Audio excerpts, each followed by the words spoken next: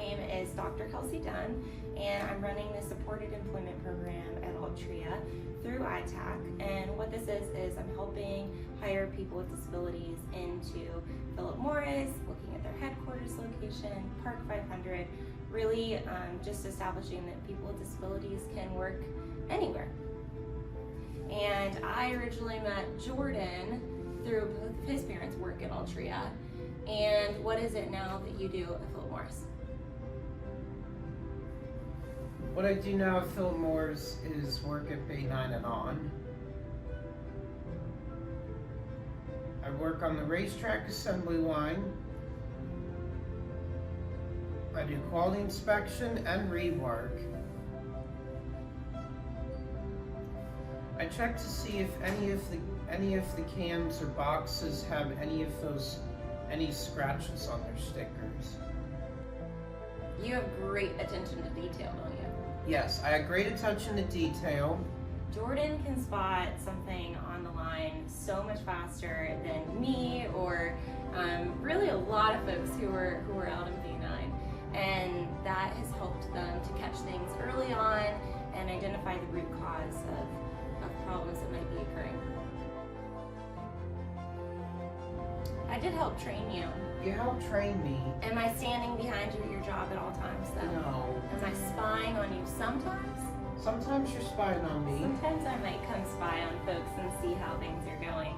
But you're totally independent at your job.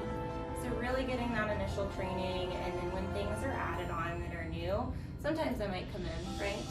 Right. So a lot of the times organizations will have these really robust, great training programs for people who they hire new, and those might need to be modified if we're talking about employing somebody with a disability.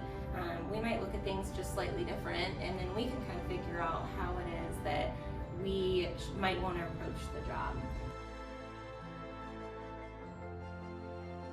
All of the services that you receive throughout school just completely end once you graduate. And that's really sad that there aren't a lot of continued support programs that will really provide people the foot in the door to get started with a job. And so that's where I became passionate about. My students were graduating and they're so capable and could do so many things, but there just weren't opportunities out there for them.